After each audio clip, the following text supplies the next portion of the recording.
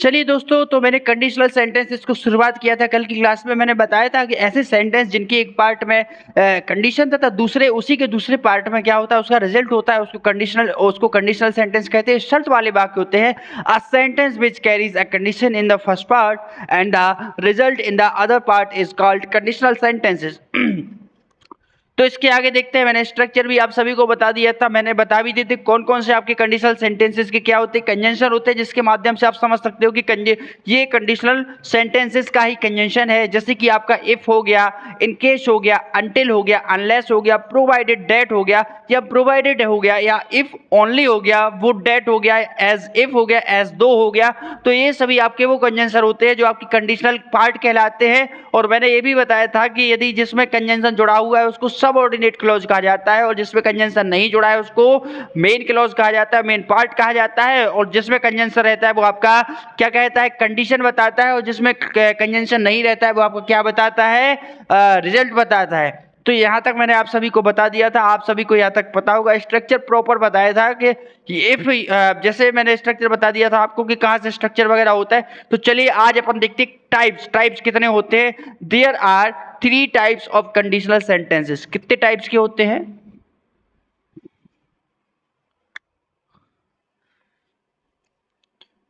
There are 3 types of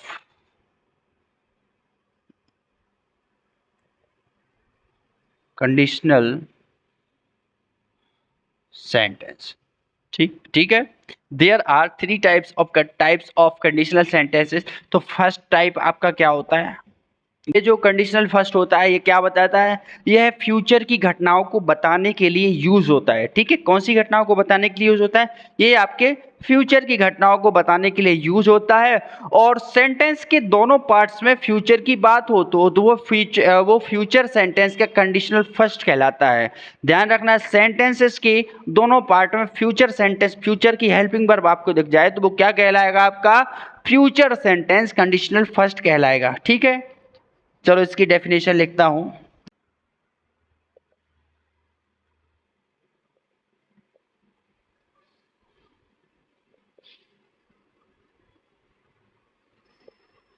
It express the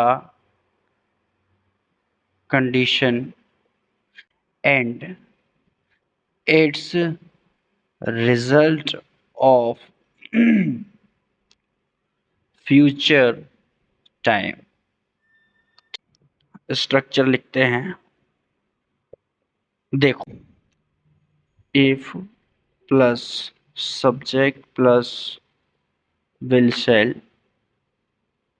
plus बस और first plus other verb plus subject plus will shall may V first plus other word.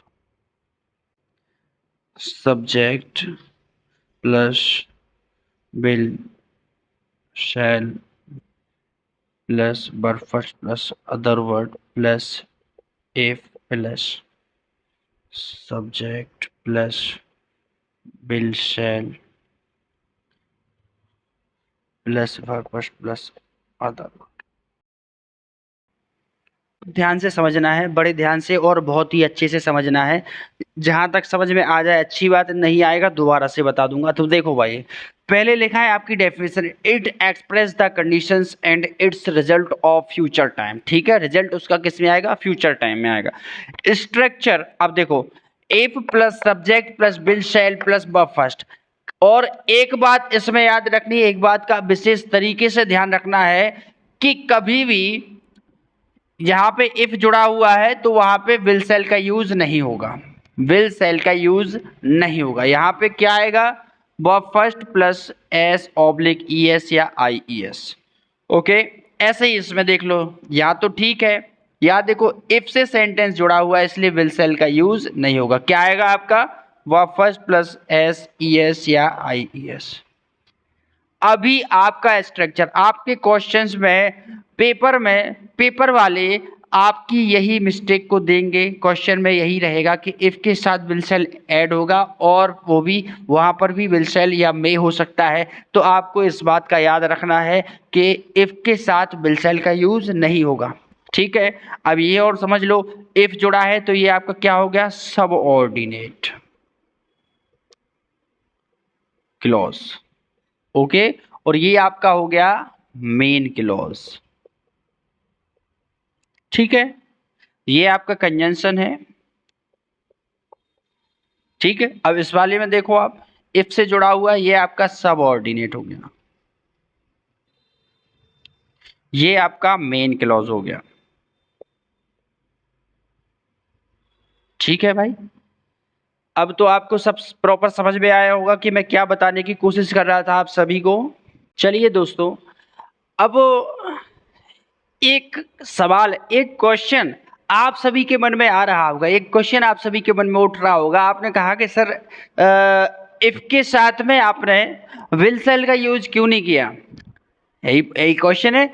आपने पूछा है कि sir if के साथ में विल सेल का यूज क्यों नहीं हुआ और वो फर्स्ट का यूज क्यों हुआ है। तो मैं बता देता हूं, कुछ कंजंक्शन जैसे आपका हो गया व्हेन हो गया, इफ हो गया, अनटिल हो गया, अनलेस हो गया, आफ्टर और बिफोर हो गया, इनके बाद गलती से भी विल सेल का यूज नहीं करना है। ध्यान रखना, कुछ कंजंक्शन कौन कौन से बताए मैंने आपको, व्हेन बताया, इफ बताया, अनटिल बताया, अनलेस बताया, आफ्टर बताया, बिफोर बताया। इनके बाद गलती से भी विल सेल का यूज नहीं करना है, क्योंकि जब फ्यूचर के दो एक्शंस को सबऑर्डिनेटेड कंजंक्शन से जोड़ते हैं, ध्यान रखना, क्योंकि जब फ्यूचर के दो एक्शन को सबऑर्डिनेटिंग कंजंक्शन से जोड़ते हैं तो दोनों का टेंस ऑटोमेटिकली क्या हो जाता है, कॉमन हो जाता है। तो हमें दूसरे पार्ट में विल सेल की जरूरत नहीं पड़ती है। ध्यान रखना, इसीलिए कंडीशनल सेंटेंस में जिस पार्ट में कंजंक्शन होता है उस पार्ट में प्रेजेंट टेंस लिखना पड़ता है।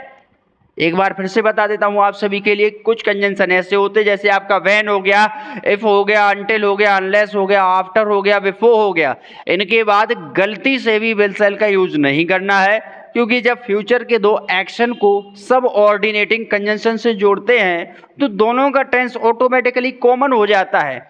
तो हमें दूसरे पार्ट में विल सेल की जरूरत ही नहीं पड़ती है। इसलिए कंडीशनल सेंटेंसेस में जिस पार्ट में कंजंक्शन होता है उस पार्ट में प्रेजेंट टेंस लिखना पड़ता है। ठीक है, इसीलिए मैंने आपको स्ट्रक्चर बताया है कि if plus subject plus will sell लिखा हो तो इफ के साथ विल सेल को काट देना, वो first plus S E S जोड़ देना और अदर वर्ड लिख देना, उसके साथ में सब्जेक्ट प्लस विल सेल में plus first plus other word को कनेक्ट कर देना है। ठीक है ना। when, if, until, unless,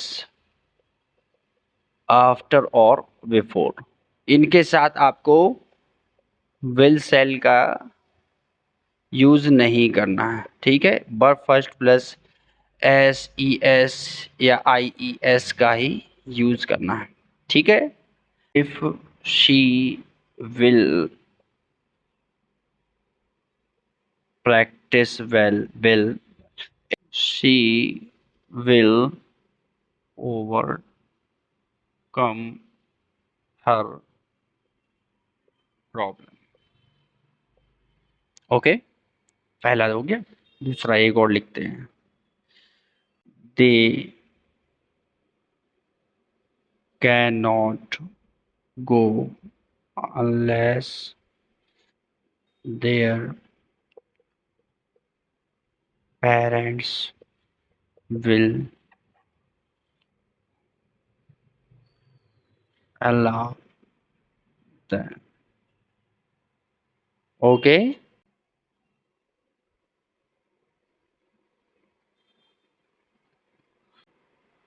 the workers will work fast if the way will be able to complete the work in 6 months. Fourth, he will become the manager of the company if he works really well. The farmers will be able to compensate the loss with their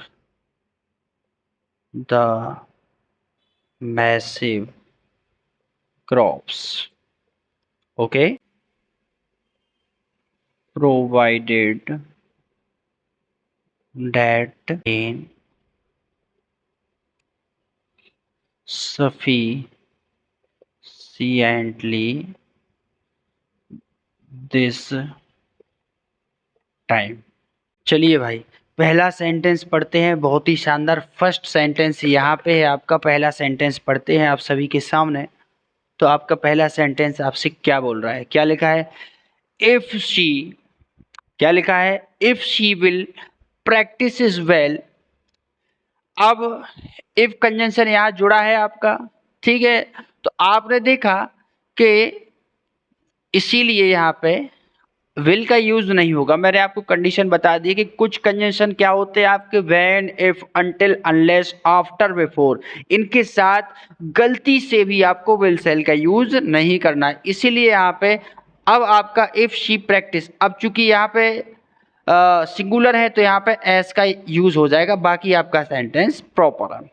अब देखो, they can not go unless their parents will allow them. Unless आ गया यहाँ पे conjunction आपका, इसलिए will का use नहीं होगा और बाकी आपका सेंटेंस सही है। तीसरा देखो, if the workers will work fast.